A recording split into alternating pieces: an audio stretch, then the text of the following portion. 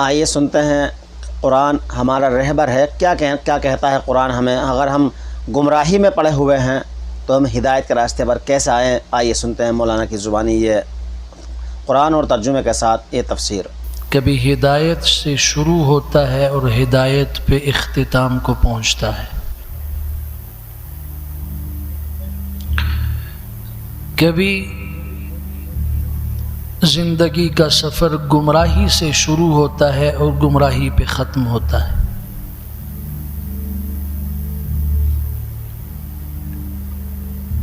اور کبھی زندگی کا یہ سفر ہدایت سے شروع ہوتا ہے اور گمراہی پہ ختم ہوتا ہے.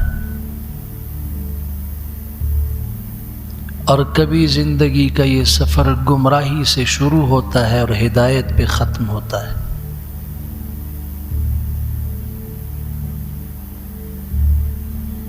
ایک مسلمان ماں باپ کے گھر میں پیدا ہونے والا بچہ، اس کی زندگی کا آغاز ہدایت سے ہوتا ہے. اسے جس ماں کی جھولی ملی، جس ماں کے سینے کا دودھ ملا، وہ ایمان والی تھی.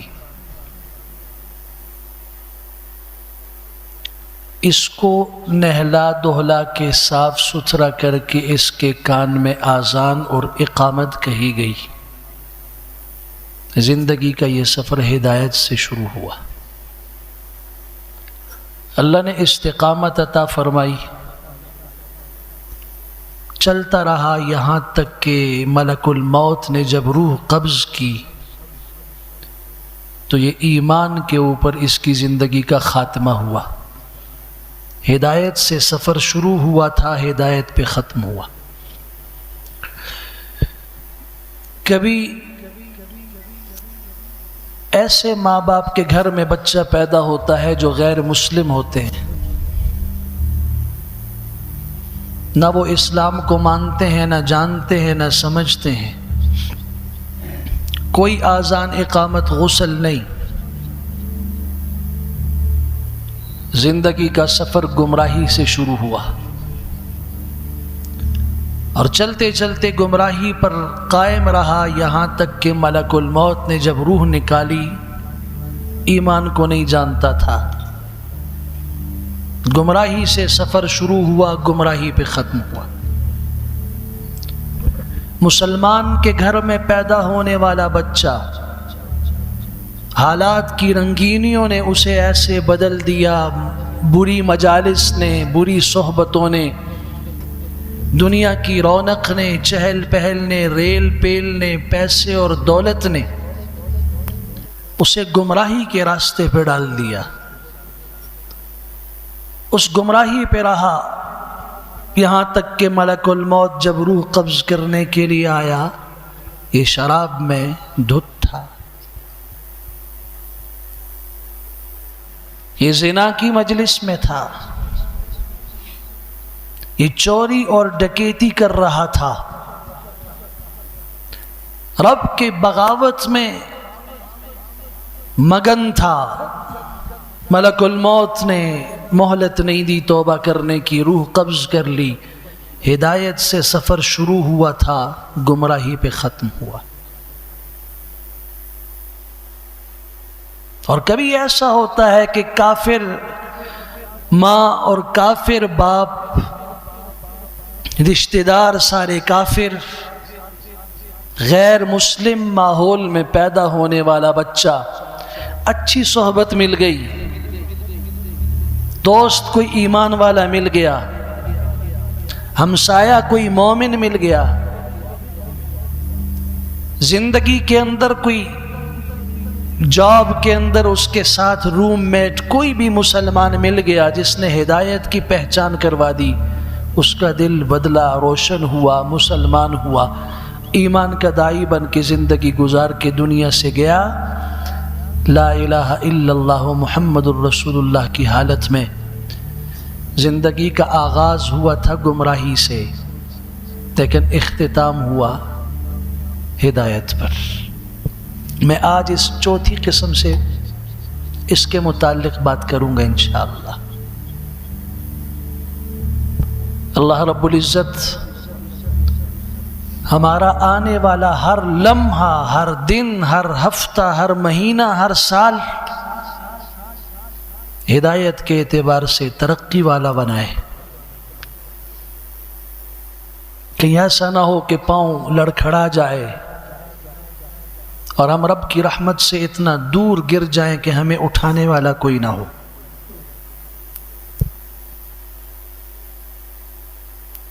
اس مسافر کو یہ سمجھنا چاہیے، میری زندگی کا سفر شروع ہوا تھا 41 سال پہلے، آج 42ویں سال کے اندر میں سفر کرتے ہوئے گزر رہا ہوں منزل کی طرف۔ میری زندگی کے 60 سال سفر کے گزر گئے، 70-75 سال گزر گئے، اور میں سفر کرتے ہوئے آگے اپنی موت کی طرف قریب ہوتا جا رہا ہوں۔ میرا آج کل سے بہتر ہے یا نہیں؟ آج میری ہدایت اور ایمان محفوظ ہے یا نہیں؟ ایسا تو نہیں تھا کہ میں حافظ قرآن تھا، آج قرآن بلا بیٹھا۔ ایسا تو نہیں تھا کہ جب میں چھوٹا تھا تو میں پکا نمازی تھا، مجھے دادا جی انگلی سے پکڑ کے لے جایا کرتے تھے، اور آج جب مجھے شعور آیا، جوانی ملی، میں اللہ کے در سے، اللہ کے گھر سے دور ہو گیا۔ ایسا تو نہیں تھا کہ 4-5 سال کی عمر میں مجھے ماں نے انگلی سے پکڑ کے قاری صاحب کے سامنے مسجد میں بٹھایا، الف با تا ثا سے میری علمی سفر شروع ہوا، میں نے کلمے بھی سیکھے مسجد میں نے ایمان بھی سیکھا، میں نے نماز بھی سیکھی، مگر کیا ہوا؟ جب میں چھوٹا تھا، جس وقت میرے اوپر نماز فرض نہیں تھی، روزہ فرض نہیں تھا، احکام شریعت فرض نہیں تھے، اس وقت تو میں تھا، متحرک تھا، ایکٹیو تھا، مستعد تھا۔ آج جب مجھ میں طاقت موجود ہے، مجھے بڑھنا چاہیے تھا ہدایت کے اندر، کہیں ایسا تو نہیں ہوا کہ میرے پاؤں ہدایت کے اس راستے سے رک گئے؟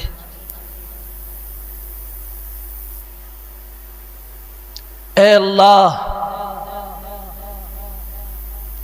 اگر ہم میں سے کوئی کسی گمراہی کے دلدل میں آج زندگی گزار رہا ہے، اللہ ہم میں سے اس شخص کو، اس بھائی کو ہدایت کی سمجھ عطا فرما، دل کی دنیا بدل دے، دل کا رخ بدل دے، یہاں سے ادھر ہو جائے۔ یہ بغاوت کا راستہ ہے، یہ ہدایت کا راستہ ہے، یہ گمراہی کا راستہ ہے، یہ ایمان کا راستہ ہے، یہ جہالت کا راستہ ہے، یہ علم کا راستہ ہے، یہ رب کی ناراضگی کا راستہ ہے، یہ رب کی رضا کا راستہ ہے۔ اللہ یہاں سے رخ پلٹ کے اس راستے پہ ڈال دے۔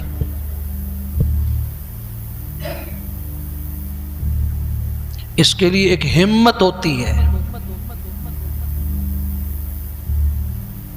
کل کو قیامت میں اللہ کے ہاں کوئی یہ نہیں کہہ سکے گا کہ اللہ مجھے آپ نے کافر گھر میں پیدا کیا تھا، میرے ماں باپ اسلام سے دور تھے، میں تو کافر ماحول میں پیدا ہوا، مجھے اسلام کا، ایمان کا پتہ نہیں تھا۔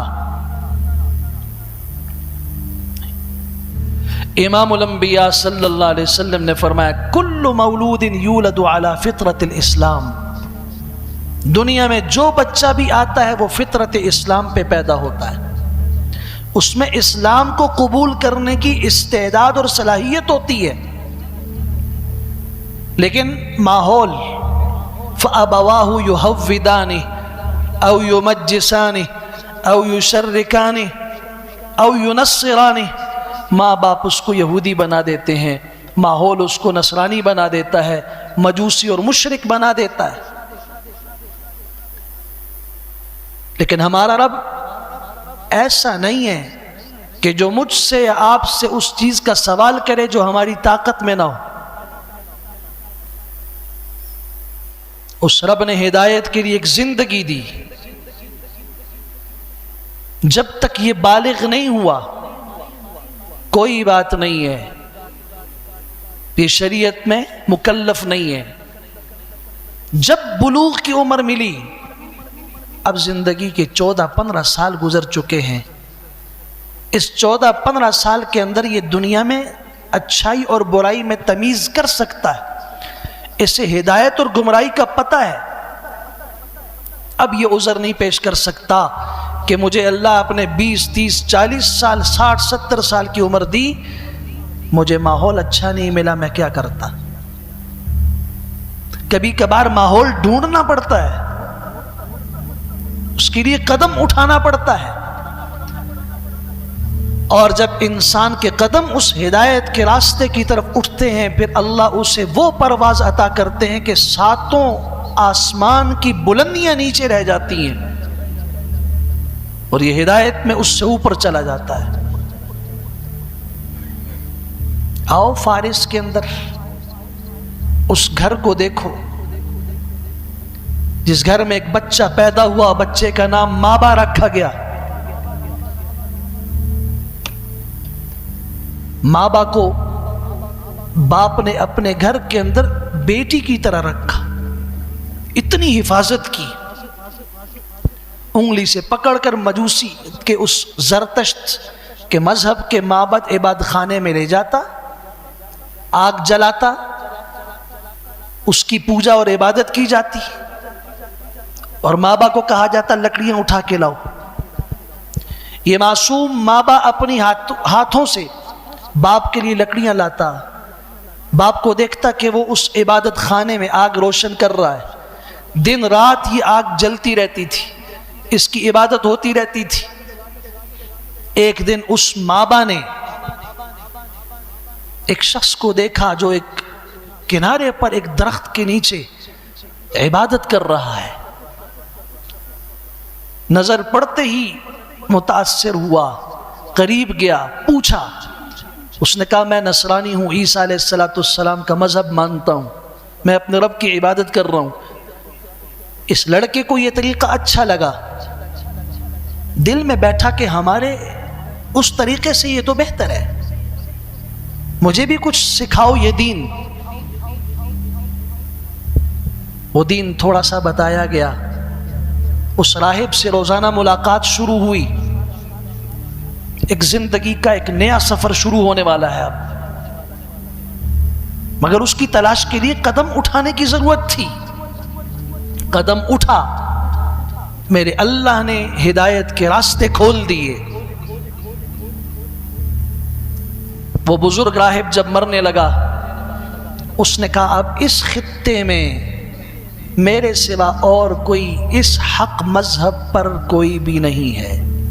تم یہاں سے، یہ اصفہان ہے، خراسان آج ایران کا شہر ہے، یہ اصفہان سے سفر کرو، موصل جاؤ. موصل عراق میں ہے. اس کے انتقال کے بعد مابا وہاں سے چلا، موصل پہنچا. راہب کا پتہ معلوم تھا، اس کے پاس گیا، زندگی گزاری، وہ بھی مرا. اس نے کہا یہاں سے نصیبین چلے جاؤ. نصیبین مابا پہنچا، راہب سے ملاقات ہوئی، اس کے پاس اس کی خدمت میں رہا. وہ مرنے لگا بوڑھا. اس نے کہا اب میرے بعد اس خطے میں کوئی اور نہیں، جاؤ عموریہ چلے جاؤ. عموریہ پہنچا، وہاں راہب سے ملاقات ہوئی، زندگی گزری، وہ مرنے لگا. اس نے کہا اب ہمارا مذہب اور ہماری کتاب نہیں رہی، اب اس پیغمبر کے آنے کا وقت آ چکا ہے جس کی بشارت ہمارے پیغمبر عیسیٰ علیہ السلام نے ہمیں دی، ہماری کتابوں میں موجود ہے. اب کہیں نہ ڈھونڈو، ایسے خطے کی تلاش میں نکلو جہاں 2 پہاڑ ہیں، ان پہاڑوں کے بیچ میں کھجوروں کے باغات، اور ایسے شخصیت کو ڈھونڈو جو صدقے کو قبول نہ کرتا ہو، ہاں ہدیے کو قبول کرتا ہو، اور اس کے دونوں شانوں کے درمیان میں نبوت کی مہر ہوگی. یا اللہ، اب ذرا تصور تو کیجئے، سفر کہاں سے شروع ہوا؟ اصفہان سے، موصل عراق، نصیبین، عموریہ. اس نے پوچھا ایسا خطہ کون سا ہے؟ بتایا گیا کہ یہ خطہ تو سرزمین عرب میں مدینہ یثرب کے نام سے مشہور ہے. قافلے میں شامل ہوا جو مدینہ کی طرف جا رہا تھا۔ وادی ام القریٰ میں پہنچ کر ان ظالموں نے غلام بنا کے منڈی میں بیچ دیا۔ یہ زندگی بڑے سخت امتحان لیتی ہے۔ کامیاب وہ ہوتا ہے جو گزرتا جائے توکل کر کے۔ غلام بنا کے بیچا گیا، اور ایک مرتبہ نہیں، اس آقا نے منڈی میں بیچا، اس نے خرید کے منڈی میں بیچا، 10 مرتبہ بکے۔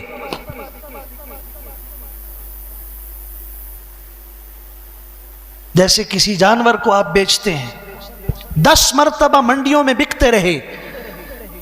آخر مدینہ منورہ پہنچے، یہ دیکھا یہی خطہ ہے، چلیں غلامی کی زندگی ہے تو کیا ہوا،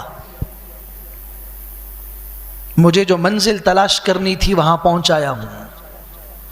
آقا کے کھجور کے درخت پہ چڑھے ہوئے باغ میں اس یہودی کے چچزاد نے آ کے خبر دی، بنو قیلہ ہلاک ہو جائیں، برباد ہو جائیں، تو سارے لوگ ادھر قباء کے اندر ایک آدمی کے پاس اکٹھے ہیں، جو آدمی کہتا ہے میں اللہ کا بھیجا ہوا آخری پیغمبر ہوں، یہ بد دعا کر رہا ہے ان کے لیے جو وہاں اکٹھے ہیں۔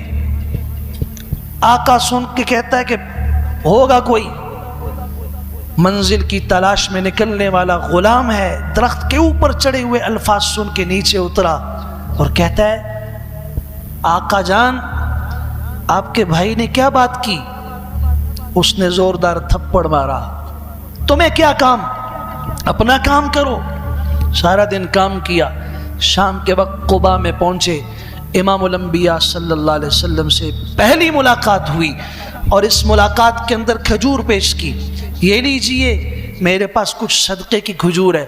آپ علیہ السلام نے مسکرا کے فرمایا ہم صدقہ قبول نہیں کرتے۔ واپس گئے، اگلے دن پھر آئے، یہ کھجور لیجئے ہدیے کی ہے۔ آپ علیہ السلام نے قبول کی، برکت کی دعا دی، ہاں ہم ہدیہ قبول کرتے ہیں۔ 2 نشانیاں سامنے آ گئی، اب جھانک کے یوں دیکھنے لگے۔ حضور سمجھ گئے، فرمایا کیا دیکھنا چاہتے ہو؟ کہا بس 2 نشانیاں تو سمجھ گیا ہوں، ان 2 شانوں کے بیچ میں ایک نشانی دیکھنا چاہتا ہوں۔ آپ نے کپڑا مبارک ہٹایا، وہاں کبوتری کے انڈے جتنی مہر نبوت تھی اس پہ بوسہ دیا، اب میں اشہد ان لا الہ الا اللہ واشہد ان محمدن عبدہ ورسولہ۔ نام کیا ہے؟ مابا ہے۔ کس مذہب سے تعلق رکھتے ہو؟ کہ زرتش سے تھا، مجوسی تھا، اب نصرانی تھا، اب مسلمان ہو چکا ہوں۔ آپ نے فرمایا تمہارا نام اب مابا نہیں ہے، سلمان ہے، جسے آج آپ کہتے ہیں سلمان فارسی رضی اللہ تعالی عنہ۔ ذرا یہ فاصلہ دیکھ لیجئے، ہدایت کی طلب میں سفر کو دیکھ لیجئے۔ اگر مجھے آج ہدایت نہیں مل رہی اور میں ظلمتوں اور گمراہیوں کی دلدل میں پھنستا جا رہا ہوں اور مجھے کوئی راستہ نظر نہیں آ رہا، تو یہ قصور میرا ہے، قصور میرا ہے۔ سلمان کو پورے اس سفر میں صرف 4 راہب ملے تھے، 4 راہب ملے۔ امتحان اتنے آئے کہ 10 مرتبہ غلام بنا کے بکے، لیکن آخر منزل تک رب نے پہنچایا نہیں پہنچایا۔ پھر ایک موقع کے اوپر جب صحابہ کرام آپس میں بحث کر رہے تھے، مہاجرین صحابہ نے کہا سلمان ہم میں سے ہے، اس لیے کہ اس نے بھی ہجرت کی ہماری طرح۔ انصار نے کہا نہیں، تم تو مکے سے آئے ہو، یہ مکے سے نہیں آیا، یہ تم میں سے نہیں، یہ ہم میں سے ہے۔ شور ہوا۔ کتنی بڑی عزت ہے کہ ایک آدمی کے متعلق لوگ کہیں یہ ہم میں سے ہو۔ امام الانبیاء صلی اللہ علیہ وسلم تشریف لائے، کیا آوازیں ہیں؟ عرض کی گئی ہم کہتے ہیں سلمان ہم میں سے ہے، انصار کہتے ہیں ہم میں سے۔ آپ مسکرا کے فرمانے لگے سلمان منا ومن اہل البیت، سلمان ہم میں سے ہے، اہل بیت میں سے ہے۔ جاؤ آج قباء کی مسجد کے قریب میں مسجد، وہاں سلمان فارسی رضی اللہ عنہ کا وہ باغ دیکھو، وہ جگہ جہاں امام الانبیاء صلی اللہ علیہ وسلم نے خود اپنے ہاتھوں سے کھجور کے درخت لگائے، بیج لگایا اور وہ درخت ہوئے، ایک تفصیلی واقعہ ہے۔ صرف یہ عرض کرنا چاہتا ہوں کہ آج تو مجھے قدم قدم پہ ہدایت کے راستے ملے ہوئے ہیں، علماء کی تعداد کم نہیں، سمجھانے اور پڑھانے والوں کی تعداد کم نہیں، دعوت دینے والوں کی تعداد کم نہیں۔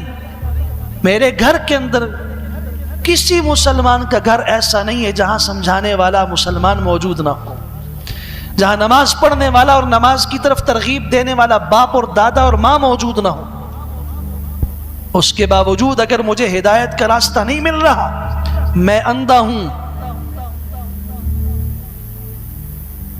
وہ اندھا نہیں جسے آنکھوں سے نظر نہیں آتا، وَلَكِنْ تَعْمَى الْقُلُوبُ الَّتِي فِي الصُّدُورِ، قرآن کہتے ہیں ان کے دل اندھے ہو چکے ہیں۔ ان آنکھوں سے دیکھ سکتے ہیں مگر دل کی آنکھوں سے یہ نابینا اور اندھے ہیں۔ آؤ مسجد نبوی کی طرف، جس کے ستون کے ساتھ یمامہ کے علاقے بنو حنیفہ کا سردار ثمامہ بن اسال بندہ ہوا ہے۔ امام الانبیاء صلی اللہ علیہ وسلم گزر رہے ہیں پاس سے اور فرما رہے ہیں کہ ثمامہ کیا حال ہے تمہارا؟ اس کے دل میں اتنی عداوت، اتنی نفرت، اتنا بغض کہ وہ منہ پھیر لیتا ہے دوسری طرف اور جواب بھی نہیں دیتا۔ حضور اگلی نماز پڑھاتے ہیں، پھر آتے ہیں، ثمامہ کیسے ہو؟ جواب نہیں ملتا، رخ دوسری طرف پھر جاتا ہے۔ 3 دن اس انداز سے گزرے۔ پیغام سمجھیے اپنے پیغمبر صلی اللہ علیہ وسلم کے اخلاق سمجھیے کہ دشمن ہے، رسیوں سے بندھا ہوا ہے اور اپنے علاقے اور قوم قبیلے کا سردار ہے، اور یہاں امام الانبیاء صلی اللہ علیہ وسلم اس سے حالات پوچھ رہے ہیں اور وہ جواب بھی نہیں دے رہا اور رخ دوسری طرف کرتا ہے۔ اتنی نفرت ہے، لیکن آپ مسلسل کہہ رہے ہیں۔ 4تھا دن آیا، آپ نے اسی طرح پوچھا، گزر گئے آپ۔ اس نے آواز دی، آپ علیہ السلام نے فرمایا کھول دو اسے۔ کھول دیا گیا۔ ثمامہ تھوڑا سا باہر نکلے، کھجوروں کے باغ میں گئے، غسل کیا، واپس تشریف لائے اور رسول اللہ صلی اللہ علیہ وسلم کے سامنے کھڑے ہو کے کہتے ہیں کہ آج میں آپ کے قدموں کے اندر غلام بننا چاہتا ہوں۔ اشہد ان لا الہ الا اللہ وانک رسول اللہ۔ حالت کیا تھی ابھی سے کچھ دیر پہلے جب حضور نے حال پوچھا تھا تو 4تھے دن صرف اتنی بات کی تھی، ان تقتل ذا دم، اگر آپ مجھے قتل کریں گے نا تو میرا بدلہ لینے والے پیچھے لوگ موجود ہیں، اگر آپ کی چاہت ہے مجھے قتل کر دیجئے، میرا بدلہ لینے والے لے لیں گے۔ وَإِن تُنْعِمْ عَلَى شَاكِرٍ، اگر آپ مجھ پہ احسان کریں گے تو مجھے اس احسان کا بدلہ دینے والا قدردان پائیں گے۔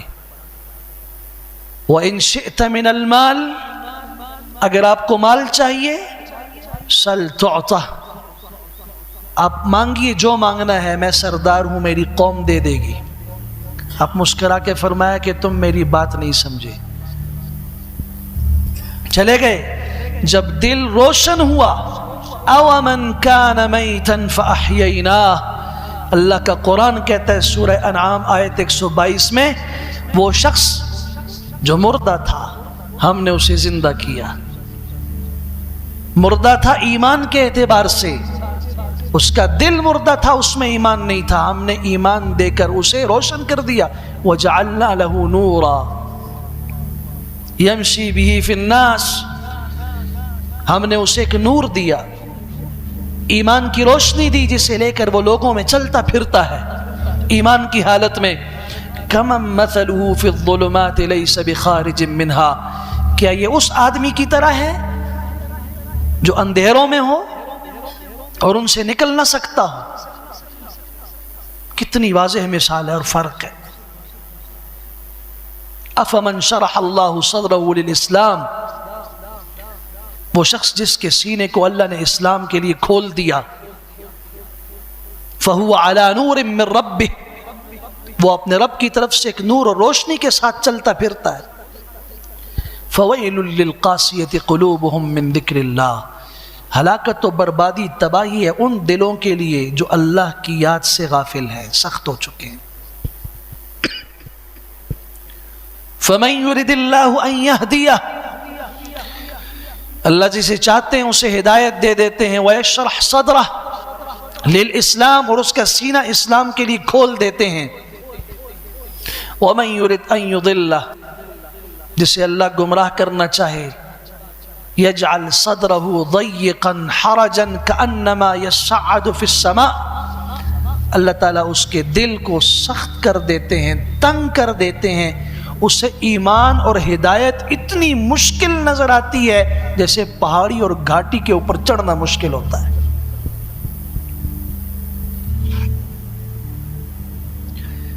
وَيَهْدِي إِلَيْهِ مَن يُنِيبُ، ایک ضابطہ بتا دیا بچے سے لے کے بوڑھے تک، مرد سے لے کے عورت تک، جس کے دل میں رجوع ہوگا اللہ کی طرف اور تڑپ ہوگی، اللہ اسے ضرور ہدایت دیں گے. اللہ اسے بیچ راستے میں نہیں چھوڑتے. دنیا میں ہو سکتا ہے کہ ماں باپ زندگی کے کسی موڑ پر اولاد سے نظر پھیر دیں اور کہیں ہمیں تمہاری ضرورت نہیں، ہمارے گھر سے نکل جاؤ. یہ بھی ہو سکتا ہے کہ بوڑھے ماں باپ کو اولاد گھر سے نکال دے. یہ بھی دیکھا گیا ہے کہ بھائی نے بھائی کو چھوڑ دیا، اور یہ بھی مشاہدہ ہے کہ دوست اور دوست ساری زندگی اکٹھے پھرتے چلتے کھاتے پیتے تھے، آج ایک دوسرے سے دور ہو گئے. لیکن اللہ کے ساتھ تعلق رکھنے والے کو اللہ کبھی بھی اکیلا نہیں چھوڑتا. تم ہدایت کی طلب رکھو، اس کی تلاش میں نکلو. کتنی ہی غلاظت میں تم اگر پڑے ہوگے، اللہ تمہیں نکال دے گا، جس طریقے سے گوندے ہوئے آٹے میں سے بال نکالا جاتا ہے. اب سوچ سکتے ہیں کہ ایک آدمی شرابی ہے اور اس دنیا کے اندر جتنی خرابیاں ہیں وہ خرابیاں اس میں موجود ہیں.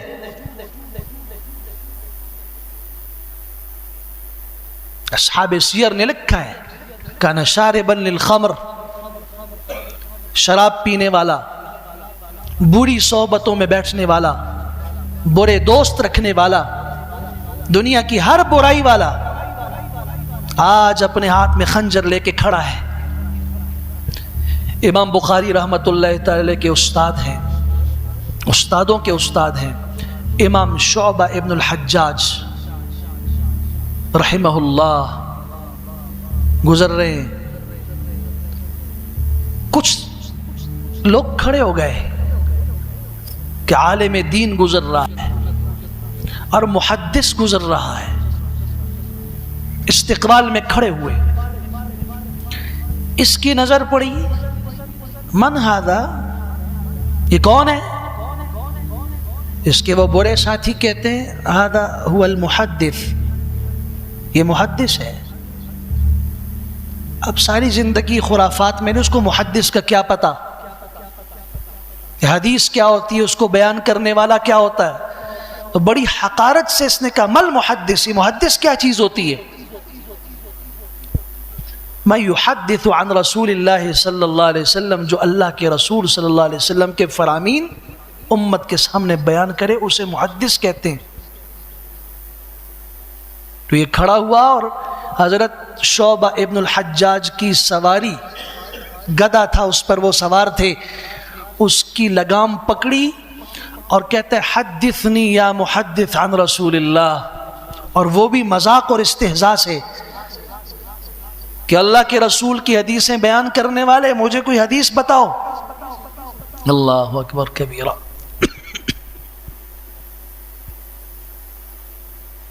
بتاؤ کوئی حدیث. امام شعبہ نے کہا حدیث یوں نہیں بیان کی جاتی، اس کا ادب ہے، وہ اللہ کے رسول صلی اللہ علیہ وسلم کا فرمان ہے. کاش کہ زندگی میں آپ کو حدیث کی مجلس میں بیٹھنا نصیب ہو جائے. اللہ سے دعا تو کرو اللہ ہمیں کبھی زندگی میں صرف حدیث کی مجلس میں بیٹھنا نصیب کر دے. اللہ کی قسم جب ہم 50 صفحات پڑھتے ہیں اور ایک ایک صفحے میں بعض دفعہ 15 20 حدیثیں ہوتی ہیں, بار بار کہا جاتا ہے حدثنا فلان. امام بخاری رحمۃ اللہ تعالی کی سند بیان ہو رہی ہے, ہم سے فلاں نے بیان کیا, اس سے فلاں نے صحابی رسول نے, اس نے اللہ کے رسول صلی اللہ علیہ وسلم سے یہ بیان کیا. درود سب پڑھ رہے ہوتے ہیں, وہاں کا قال رسول اللہ صلی اللہ علیہ وسلم, پڑھنے والا بھی پڑھتا ہے, سننے والے بھی کہتے ہیں صلی اللہ علیہ وسلم. اور میں سمجھتا ہوں جتنا درود حدیث کی مجلس کے اندر پڑھا جاتا ہے اتنا کوئی نہیں پڑھ سکتا. کبھی جا کے بیٹھو. ہمارے کچھ ساتھی سفر میں میرے ساتھ ہوتے ہیں, ان کو میں لے جاتا ہوں کسی کتاب جہاں بخاری وغیرہ کا درس ہو, اور بیٹھتے ذرا سنو,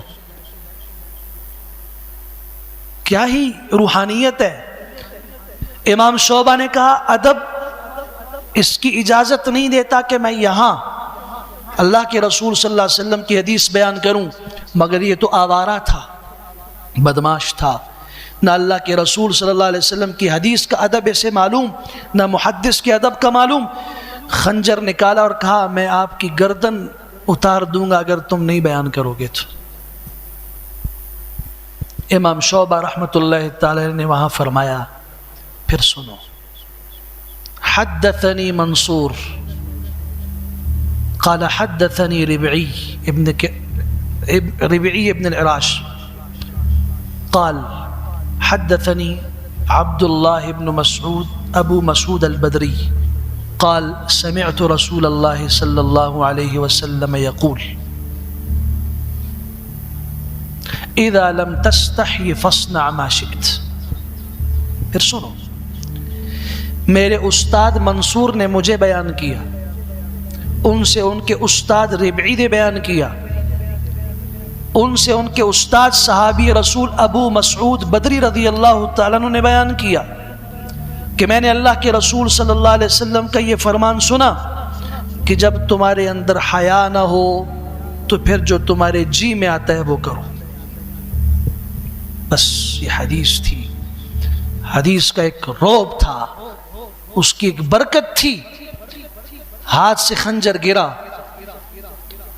اور وہ شخص جو کچھ لمحے پہلے باغی اور بدماش تھا گرا زمین پر, تڑپنے لگا. ساتھیوں نے پکڑا, کیا ہوا؟ رو رہا ہے. کہتے چھوڑ دو مجھے. اور گھر روتے ہوئے پہنچا, ماں سے کہتے اماں جی دروازے بند کر دو, اور اب دروازے پہ اگر میرا کوئی دوست دستک دے تو اسے کہو عبداللہ بدل چکا ہے, وہ تمہاری مجلس میں نہیں آئے گا. اب اس کی راتیں بغاوت میں نہیں گزریں گی, اللہ کے سامنے سجدے میں گزریں گی. اور ان سے کہہ دو اب عبداللہ ابن مسلمہ القانبی تمہارا دوست نہیں رہا, اس کی دوستی اللہ کے رسول صلی اللہ علیہ وسلم کے ساتھ ہو گئی ہے اور حدیث بیان کرنے والوں کے ساتھ ہو گئی ہے. پھر اللہ نے یوں بدلا کہ آج سیر اعلام النبلاء امام ذہبی رحمۃ اللہ تعالی کی, امام ذہبی محدث ہیں جس کے متعلق یہ کہہ دیں کہ یہ حجت ہے, یہ ثقہ ہے, یہ معتبر ہے, اس کی حدیث لی جاتی ہے. جس کو وہ کہیں یہ جھوٹا ہے, کذاب ہے, اس کی حدیث نہیں لی جاتی. آؤ ذرا سیر اعلام النبلاء کے اوراق کھولو, عین والا صفحہ کھولو, عبداللہ ابن مسلمہ القانبی لکھو تو آپ کو وہاں یہ الفاظ ملیں گے, الامام الثبت القدوہ, امام ہیں یہ حدیث کے, الثبت القدوہ امت مسلمہ کے لیے رہنما ہیں, امام ہیں, من ابرز روات المؤطا. امام مالک رحمۃ اللہ تعالی کی حدیث کی پہلی لکھی ہوئی کتاب موطا امام مالک کے سب سے بڑے راویوں میں سے ایک ہے. آپ اس بات کی حقیقت کو نہیں سمجھ رہے. میں یہ بات اگر علماء کے سامنے کہوں تو اللہ کی قسم ان کے کلیجے جو ہیں وہ تھرا جائیں. من ابرز روات الموطا، اللہ نے وہ عزت دی. ایک مجلس میں امام مالک رحمت اللہ تعالی علیہ نے کھڑے ہو کر آدھی موطا ان کو سنائی اور کہا باقی مجھے سناؤ. آدھی موطا عبداللہ ابن مسلمہ القانبی نے امام مالک رحمہ اللہ کو سنائی ہے. حدیث کی معتبر ترین کتاب ہے یہ. آپ سوچ سکتے ہیں کہ ایسا بدماش انسان حدیث کا راوی بن سکتا ہے؟ اگر اس کا انتقال اسی حالت پہ ہوتا تو اللہ کی قسم اس منبر سے اس کا تذکرہ نہ ہو رہا ہوتا، محدثین کی مجلس میں اس کا نام نہ ہوتا. پھر آپ سن سکتے ہیں کہ یہ کون ہے؟ امام بخاری ان کے شاگرد ہیں، امام مسلم ان کے شاگرد ہیں، امام ابو داؤد ان کے شاگرد ہیں. حدیث کے 3 بڑے پہاڑ اس عبداللہ ابن مسلمہ القانبی کے شاگرد ہیں. اگر ہمت ہے تو سنو. ایک ڈاکو انسان جس کی رات ڈکیتی میں گزرتی ہے، حکومت وقت پریشان کہ جو اس فضیل کی اطلاع کرے یا اسے پکڑوائے، ایک طرف اس کو بٹھائیں گے اور ترازو کے دوسرے پلڑے میں جواہرات رکھیں گے، انعام میں دیں گے. مگر اسے کوئی قانون نہیں پکڑ سکا، اسے کوئی پولیس، کوئی فوج، کوئی گروہ اسے نہیں پکڑ سکا. اگر اسے بدلا تو اللہ کے خوف نے بدلا. رات کو ڈکیتی کی نیت سے گزرا، ساتھی نیچے کھڑے ہیں، دیوار پہ چڑھا، اتروں گا اندر، جو بھی ہوگا وہ لوٹ لیں گے. دیوار پہ چڑھا، نظر پڑی صحن میں، رات کے آخری پہر کے اندر معمولی سے چراغ کی روشنی میں ایک 14-15 سال کی نوجوان لڑکی اللہ کے قرآن کو کھول کے بیٹھی ہوئی ہے. سورہ حدید آیت 16 پڑھ رہی ہے. الم یعن للذین آمنوا ان تخشع قلوبہم لذکر اللہ، بار بار پڑھ رہی ہے. کیا ابھی بھی وہ وقت نہیں آیا کہ لوگوں کے دل اللہ کی یاد سے کانپ اٹھیں؟ ابھی بھی وہ وقت نہیں آیا کہ لوگوں کے دل اللہ کے خوف سے تھرا اٹھیں؟ بار بار پڑھ رہی ہے. اور یہ فضیل وہاں بیٹھا ہوا تماشا کر رہا ہے. قدم رک گئے، آنکھیں وہیں پہ ٹک گئیں، اور ان آیت کے اس ٹکڑے کے دل پر ایسے ضرب لگی، وہیں سے نیچے اترے. ساتھیوں سے کہا جاؤ اللہ حافظ، فضیل تمہاری مجلس کا نہیں رہا. رات مسجد میں گزاری، اللہ کے حضور سجدہ کر کے صبح قاضی کی عدالت میں پیش ہوئے. قاضی صاحب لیجئے، جس پر آپ نے انعام مقرر کر رکھا تھا وہ فضیل ابن عیاض چل کے آپ کی عدالت میں آ چکا ہے. بیڑیاں ڈال دیجئے، ہتھکڑیاں ڈال دیجئے، جیل کی سلاخوں کے پیچھے پھینک دیجئے. کسی کو یقین نہیں آ رہا تھا. فضیل بن عیاض کہا اللہ کی قسم میں ہوں، میں بدل چکا ہوں. اور قاضی نے کیا خوبصورت فیصلہ سنایا. اس نے کہا جو اللہ کے خوف کی قید میں آ جائے اسے جیل کی قید کی ضرورت نہیں ہوتی. جائیے، آزاد ہیں آپ. اس کے بعد فضیل کی زندگی 6 مہینے مسجد حرام میں بیت اللہ کے پاس، 6 مہینے روضہ رسول صلی اللہ علیہ وسلم کے پاس روتے ہوئے گزرتی تھی. آج دنیا انہیں عابد الحرمین کے نام سے یاد کرتی ہے. عابد الحرمین عبداللہ ابن مبارک رحمت اللہ تعالی کے وہ اشعار جو میدان جہاد سے ان کے نام لکھے تھے. یا عابد الحرمین لو ابصرتنا لعلمت انک بالعبادت تلعب. اے حرمین کی عبادت کرنے والے، اگر تو ہمارے حالت کو جان لے، میدان جنگ کے اندر، میدان جہاد میں اگر تو ہماری حالت کو جان لے تو تجھے سمجھ آئے گا کہ تو سجدے حرمین میں نہیں کر رہا، تو کھیل رہا ہے، تو عبادت نہیں کر رہا. تلواروں کے سائے کی عبادت کچھ اور ہوتی ہے، یہاں کی عبادت کچھ اور ہوتی ہے.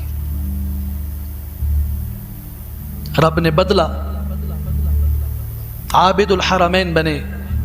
وہی عبداللہ ابن مبارک جو انہیں شعر لکھ رہے ہیں، یہ خود ایک رئیس زادے ہیں، خوبصورت نوجوان ہیں، 15 سال کی عمر ہے، دوستوں کی محفل ہے، موسیقی میں مشغول ہیں. آنکھ لگ گئی، کھلی، وہ موسیقی کے، مجھے تو ان چیزوں کے نام بھی نہیں آتے، اس ساز کو بجانے کی کوشش کرتے ہیں.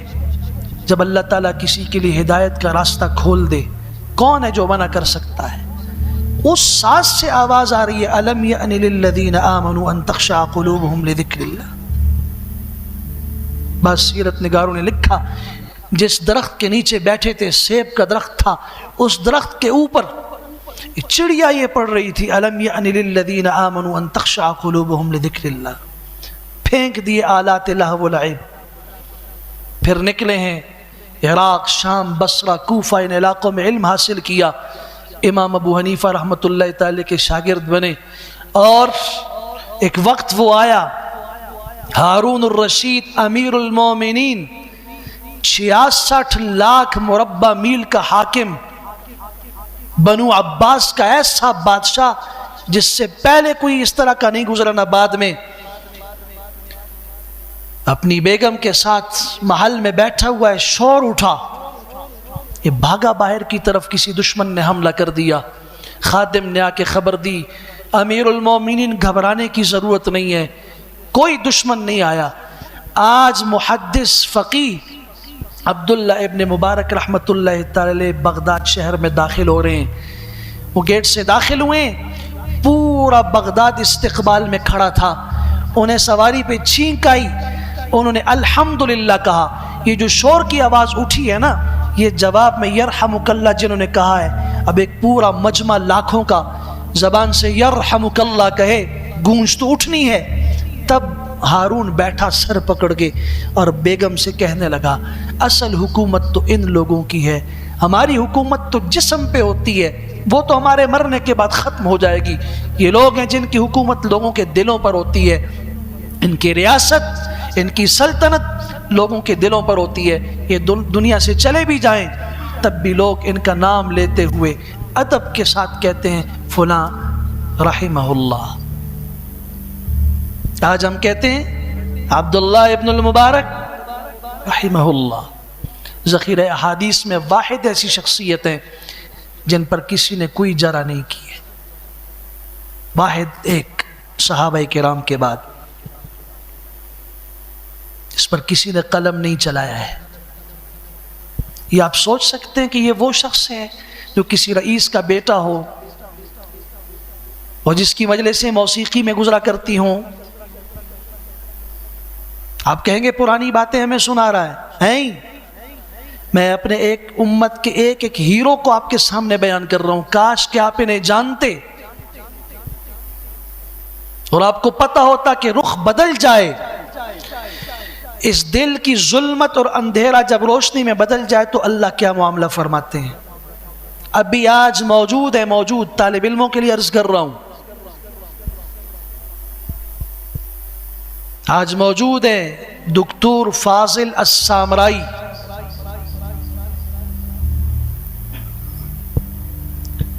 اس وقت لغت عربیہ کے دنیا میں مانے جانے کچھ لوگ ہیں، ان میں سے ایک ہے، نحوی ہیں. قرآن مجید کے الاعجاز البلاغی کے نام سے ان کی متعدد تصانیف ہیں، سر القرآن، اسرار القرآن، اور سب سے خوبصورت کتاب نبوت محمد صلی اللہ علیہ وسلم من الشک الی الیقین. کیا کمال کی کتاب ہے کہ حضور صلی اللہ علیہ وسلم کی نبوت شک سے نکل کر یقین کی روشنی میں. کیوں؟ خود ملحد تھے، اللہ کے وجود کے بارے میں بھی شک کرتے تھے. ان کا انٹرویو موجود ہے. مجھے اللہ کے بارے میں یقین نہیں تھا، شک تھا، میں دین کو نہیں سمجھتا تھا. ایک مچھر ہے نا، مچھر، اس مچھر پر ایک تحقیق گزری، ڈاکٹر ہیں، پی ایچ ڈی ہیں، یہ اس پہ تحقیق گزری، اس نے میری آنکھیں کھول دی اور میری زبان سے نکلا کہ اللہ اکبر. ایک مچھر نے ہدایت کا راستہ دکھا دیا. ان اللہ لا یستحی ان یضرب مثلا ما بعوضہ فما فوقہا. انسان آنکھ کھولے ایک ذرہ بھی ہدایت دے سکتا ہے، نہ کھولے تو اللہ کا قرآن 30 پاروں کا بھی دن رات پڑھتے جاؤ. ہم نے جو دل بند کیا ہوا ہے، ہم نے جو سننا نہیں ہے. ہماری حالت اسی سے اندازہ لگا لیجئے کہ جنازہ تیار ہوتا ہے، سامنے میت پڑی ہوئی ہے، اور اس کا بیٹا کہہ رہا ہوتا ہے اور بھائی کہہ رہا ہوتا ہے استاد جی 11 بجے کا ٹائم تھا، 3 بجے کا ٹائم تھا، 2 منٹ دے دیں. 30-40 لوگ اس کے قریبی آ رہے ہیں. تو میں اپنے آپ کو سب سے پہلے کہتا ہوں اور آپ سے بھی سوال کرتا ہوں، اپنے دل سے پوچھیں کتنی آوازیں اس مجمع سے اٹھنا شروع ہو جاتی ہیں. استاد جی ٹائم ہو گئے ایسے کہتے ہیں، اور جی پڑھاؤ جی تقریر مسیتی پہ کریو. سنا یا نہیں سنا آپ نے؟ یہ کون کہتا ہے؟ جس کے پاس وقت کی اتنی زیادہ قیمت ہے، سبحان اللہ، جو زندگی میں 1 منٹ ضائع نہیں کرتا. یہ وہ مبارک ہستی کہہ رہی ہے کہ جس کو کھانے کے لیے جب کارڈ بھیجا جائے اس پہ لکھا ہوتا ہے 12 سے لے کے 2 بجے تک، اور آج تک میری نظر میں کوئی شادی حال میں ایسی شادی کا کھانا نہیں ہے جو 12 سے 2 تک لگا ہو. سکون سے بیٹھے ہوئے جی، خیر ہے جی کوئی مسئلہ نہیں، ابھی ٹائم ہے جی، خیر کوئی نہیں کرو جی، نماز بھی عصر کی جا رہی ہے، کوئی بات نہیں. یہ وہی انسان ہے جب سیاسی کسی سربراہ کو یا کسی کو بلاتا ہے کہ ناظم صاحب آ رہے ہیں، کوئی وزیر آ رہے ہیں، ٹائم مقرر ہے 2 بجے پہنچیں گے، وہ شام کو 8 بجے پہنچ رہے ہوتے ہیں. یہ سارے وہاں پنڈال میں کھڑے انتظار کے لیے، کوئی جانے کے لیے تیار نہیں. بس جمعے میں ہونا چاہیے بار بار اوپر. اچھا مسیتی تھا، ڈیجیٹل گھڑی لگی ہوئی ہے، نماز کا ٹائم ہے 4 بجے، ٹی ہوئی امام سے پہلے کھڑے ہو گئے اور پیچھے ڈھونڈنا شروع کیا کدھر ہے. یہ مرض ہے یا نہیں؟ اسے کیا پتا ہو کہ بھئی دین کیا ہوتا ہے، اسے کیا پتا ہے کہ بھئی عبادت کی اہمیت کیا ہوتی ہے. یہ تو مسجد میں قیدی بنا کے لا کے بٹھایا ہوا ہے. قید ہے، قید یہاں سے، جو چاہتا ہے کہ میں نکلوں باہر، مر رہا ہوں اندر میں. اور باقی کسی خرافات کی مجلس میں کر دو کوئی مسئلہ نہیں. اسے سمجھ آ گئی ایک مچھر سے، اور آج وہ قرآن مجید کی دنیا میں ایسی خدمت کر رہا ہے کہ میں رشک کرتا ہوں اس شخص کے اوپر، اللہ کی قسم. حروف مقطعات کے اوپر تحقیق اس کی دیکھو، بڑے بڑے مفسرین کی میرے پاس 100 سے زائد تفاسیر ہیں، اور میں وقتاً فوقتاً جب موقع ملے دیکھتا ہوں. لیکن حروف مقطعات پر اتنی جامع تفسیر 1450 سال کے عرصے میں کسی نے نہیں لکھی. پڑھ لینا ذرا کہ اس میں جو حسن اور واقعی نظر آتا ہے. تو اللہ سے دعا کرو، اللہ اگر ہم ہدایت پر ہیں تو اس ہدایت پر ہمارا اختتام بھی فرما. اللہ اگر ہم گمراہی میں ہیں تو نکال کے ہدایت کی طرف ہمیں چلا. اللہ اگر ہم تجھ سے دور ہیں، یہ سوال کرتے ہیں اس اجتماع میں، اللہ اپنا قرب ہمیں نصیب فرما. وآخر دعوانا